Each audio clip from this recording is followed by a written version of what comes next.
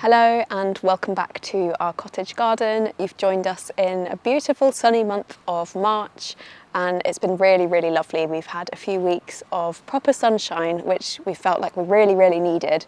Still been quite cold at night though, and we've had a few frosts, so I have been trying to hold back on sowing my tomato seeds, but now that we're in the middle of the month I have started sowing those on heated propagators and with some grow lights, and it feels like we are properly in spring and there's lots of hope, which is beautiful.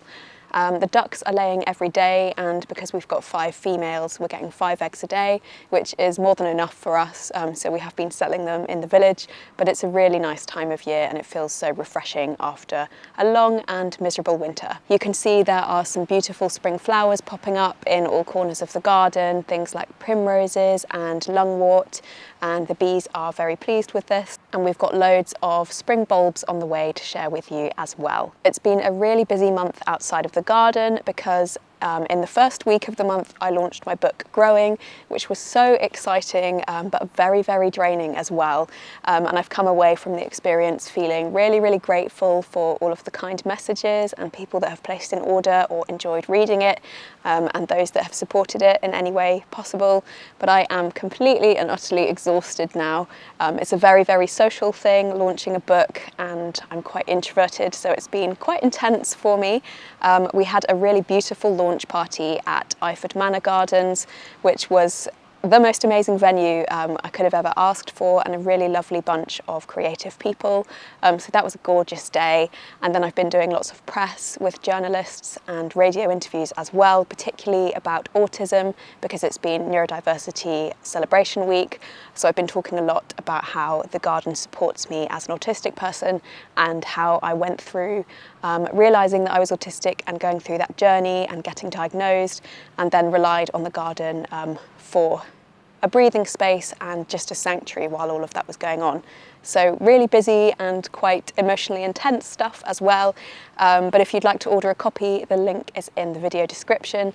And for those of you in the States, you can order it from Blackwell's with free international shipping. Before we get into having a look around the garden, please do subscribe to our channel if you haven't already, as it really helps us out. And if you have any questions about the garden or the book, or anything really, please do pop those in the comments, and Aaron is going to pick some out for me to answer at the end of the next video, and we might make a regular thing of it. We'll see how we get on.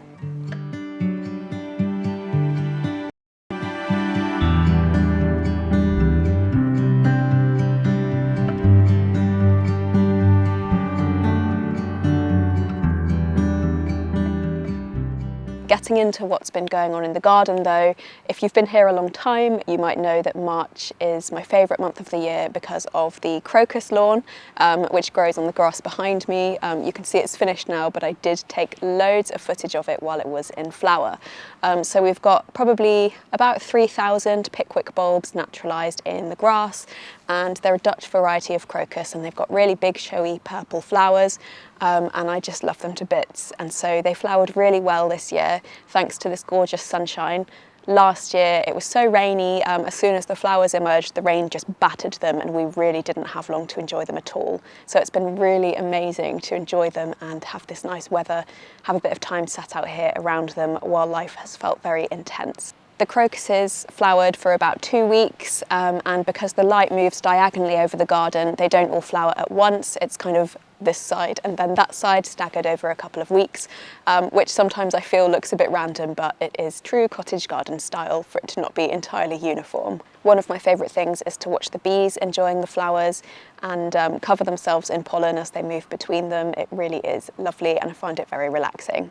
Now that the crocuses have finished flowering though, and this is really important if you grow naturalised bulbs as well, we won't mow the lawn for about 6 to 8 weeks, and this will allow the bulbs to finish their growth cycle. So the leaves will photosynthesize and then feed the bulbs underground, and hopefully the bulbs will stay nice and big and ideally multiply so that we get more flowers next year. We don't find that this impacts the lawn too much. It might look a little bit discoloured at the first mow, but we like to engage with no mow May for the benefit of the insects anyway. The thing is with naturalising bulbs though, the first year is always quite predictable and hopefully most of what you've put in will flower, but after that it's kind of down to the bulb to decide where it's happy, and you kind of just have to keep your fingers crossed. So we've been really lucky in this area that the crocuses have done well, and hopefully we'll get more of the same next year. After the crocuses, we will have flowers from our other spring bulbs, and you might remember that I added quite a few over the autumn. So in the borders around me in this area, we've got loads of alliums on the way up now, and these are a variety called Mount Blanc.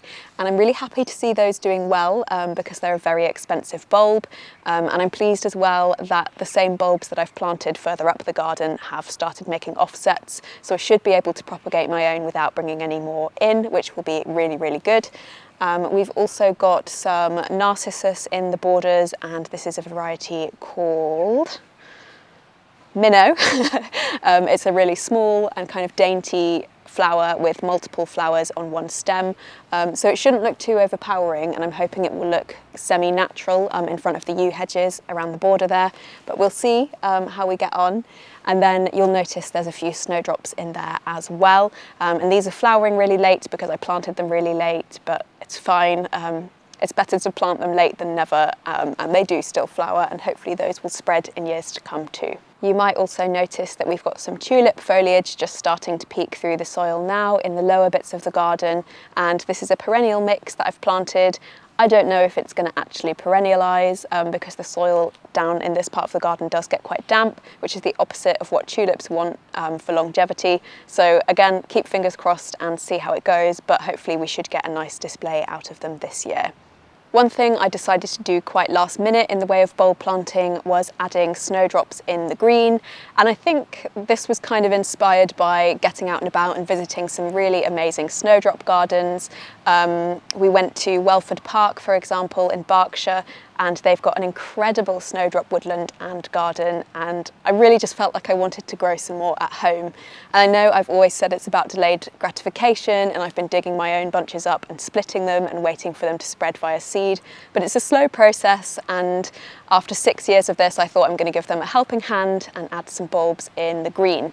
And I found this such a rewarding process. I was a little bit apprehensive because we won't get to see any flowers from them until early 2026, which feels really far away, but you can see the bulbs are so much healthier when they've got the foliage attached and they've finished flowering compared to when you plant the dried bulbs in the autumn, and they should have a much higher success rate.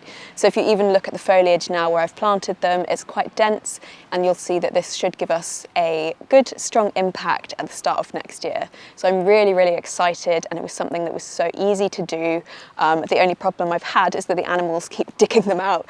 The ducks like to grab the foliage and then throw the bulbs out of the borders and into the lawn. So once a day I've been coming out and scooping those ones back up and putting them in. Thankfully it's just a minority of the bulbs, even though it is quite annoying, but that's what you get for keeping animals in the garden. It's never entirely straightforward. We're also in the kind of final displays of our Hellebore collection now, and so the hybrids are looking really, really lovely. The earlier varieties are starting to go to seed now, so the seed heads look quite strange and they're kind of muted colours and a bit green. I don't particularly like the seed heads, but I find that it's worth it for growing the flowers. But the hybrids look amazing. We did have a few new arrivals from Ashwood Nurseries as well. A couple of Evolution group Hellebores, which have this really gorgeous yellow foliage and kind of softer neon colours on the flowers. So I've dotted those around.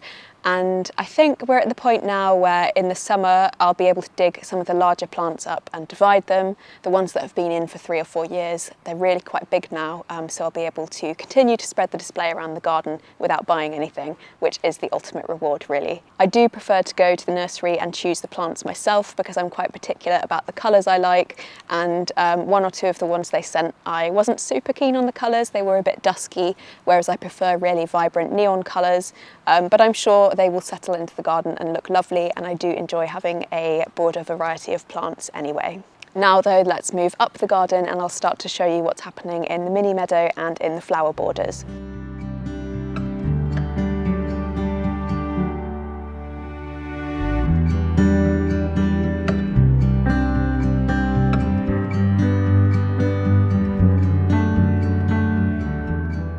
So behind me you can see the start of our mini meadow, which flowers probably at the beginning of April. You're going to have to use some imagination to think about what this is going to look like, or maybe you can watch last April's video, but it was stunning and I'm really excited to see things coming back. I have left it alone over the autumn and I've not topped anything up, and my aim in doing this is to see how the bulbs naturalise and which things spread or return on their own, and then which things I might have to top up in the coming autumns.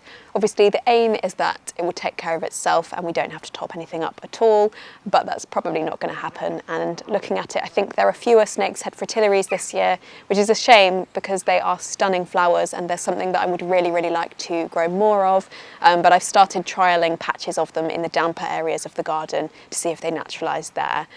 So we'll see. I think I will top them up in autumn if we don't get many of them this year. But it might just be that they're a bit later. We'll have to wait and see what happens in April, but thankfully lots of it does seem to be returning.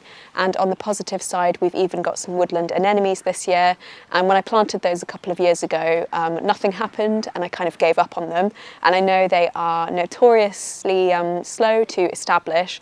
I didn't realise they were quite this slow though, so it might be that over coming years those are the things that really shine and spread well on their own. We'll wait and see. It's kind of trial and error, and as I said earlier, when it comes to naturalising bulbs in the grass, you can only control so much and the rest of it is down to the situation in the garden. So when this flowers in a couple of weeks' time, it's a mix of pale daffodils called Pueblo, snake's head fritillaries, mostly the purple ones, but there were a few white ones as well, and then a few, but very few, woodland anemones.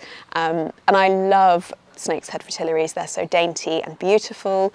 I think quite often in the videos people mistake them for tulips because of the shape of the flower, but they're much daintier than a tulip, and I just think they're stunning. So fingers crossed we at least get a few of those, but I am excited to see what happens here over the coming weeks. Another task that I worked on was removing our buddleia from the garden. So we had a plant that had gotten huge next to the house and it was kind of in the way. So you might know I've been creating a yew hedge along the lower sides of the garden, and I still haven't quite finished it, though we've done most of it.